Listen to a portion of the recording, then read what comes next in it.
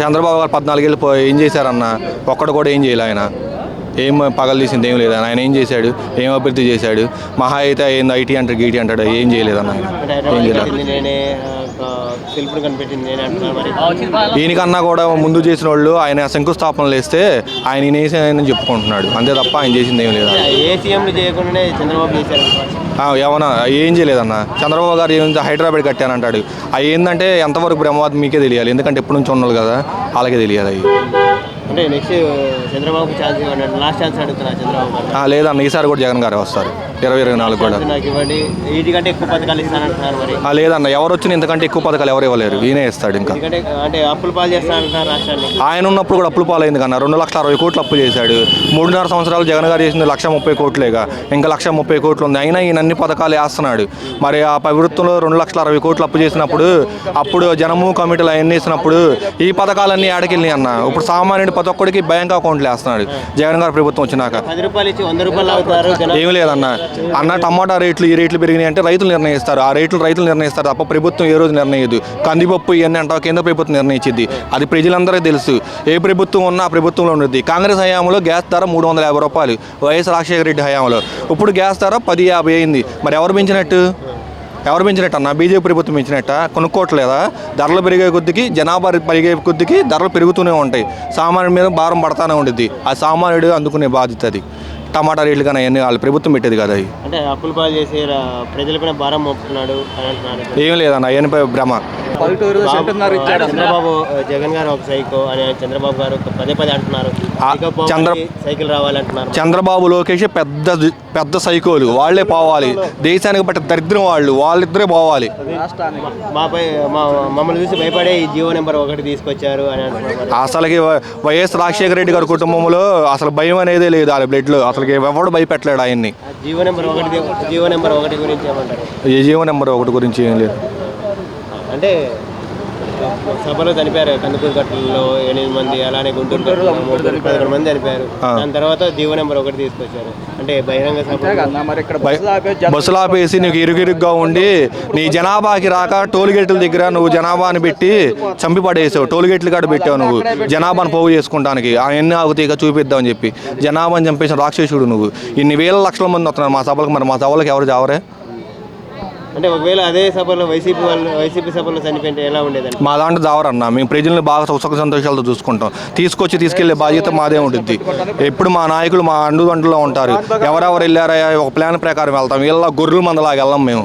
అందరికి తెలిసి అందరికి ఎగేదట్టుకుంటాం. 20 మంది పెట్టే కాడ 2 లక్షల మంది పెట్టి కుక్కం మేము. ఎందుకంటే మాకు బహిరంగ జనాభా ఎక్కువ మంది వస్తారని మాకు తెలుసు కాబట్టి మా కెపాసిటీ ఏందో మాకు తెలుసు. ఆంధ్రప్రదేశ్ రాష్ట్రానికి కూడా తెలుసు.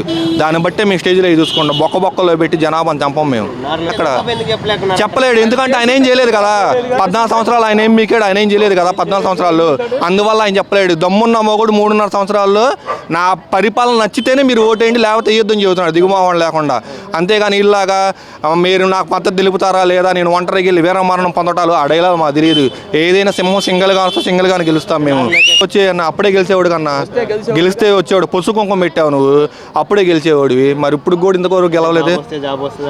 ఎవరికి లేదు. బాబు వస్తే జనభూమి కమిటీలు తప్ప జాబ్ వచ్చింది ఎవరికి రాలా. వైఎస్ రాజశేఖర రెడ్డి గారి అబ్బాయి వైఎస్ జగన్మోహన్ రెడ్డి గారు వచ్చిన తర్వాత వచ్చిన జాబులు ఎవరికైనా. కంపెనీలు వస్తున్నాయి లేదన్న, కంపెనీలు వస్తున్నాయి అన్న. దుష్ప్రచారాలు చేస్తున్నారు టీడీపీ వాళ్ళు. ఎప్పుడో వచ్చింది, మొన్న వేసారు ఇది జాబులు తీసుకొచ్చి. అన్నీ వస్తున్నాయి, మోటార్లు అవన్నీ వస్తున్నాయి. అరాచక పాలన చేస్తే 3.5 సంవత్సరాలు అబ్బా కొడుకులు ఇద్దరు ఎవరు ఉండేవాళ్ళు కాదు. అరాచక పాలన చేస్తే రాజారెడ్డి గారి వారసత్వంలో ఆయన మనవడగా ఆయన రక్తం పునుగు ముంచుకుని అవన్నీ వదిలేసి ప్రజల క్షేమం కోసం పరితపిస్తున్నారు వైఎస్ జగన్మోహన్ రెడ్డి గారు. అదే ఈ ముఖ్యమంత్రి అప్పుడే ఎంపీగా ఉన్న టైంలో ఉన్న ముఖ్యమంత్రి అయ్యుంటే ఈ పాటికి అబ్బా కొడుకులు ఇద్దరు లేపి అవకాశం దింగేవాడు. అవి గుర్తుపెట్టుకోవాలి మీరు. అరాచక పాలన ఎప్పుడు చేయలే మేము. అరాజక పాలన చేస్తే మీకు మున్సిపాలిటీలో వచ్చే స్థానాలు కూడా వచ్చాయి కాదు. చెప్పింది అబ్బాయి అని అవన్నీ ఏం లేవన్నా. అవన్నీ అంతే. వంగవేటి మోహన్ రంగ గారు ఎవరి హయాంలో జరిగిందన్న? దగ్గరుండి చేపించాను వంగవేటి మోహన్ రంగ గారి హయాంలో. నీ పరిపాలన జరిగింది. ఒక మహానాయకుడు కోల్పోయింది విజయవాడ. అందరూ కలిసి చనిపోయాడు ఆయన, స్వీకరణ చేసిన ఆయన. కోడెల శివప్రసాద్ చనిపోయాడు ఆయన. అలా నీ హయాంలో జరిగింది. ఏం చేశావు నువ్వు? ఏం చేయలేదుగా.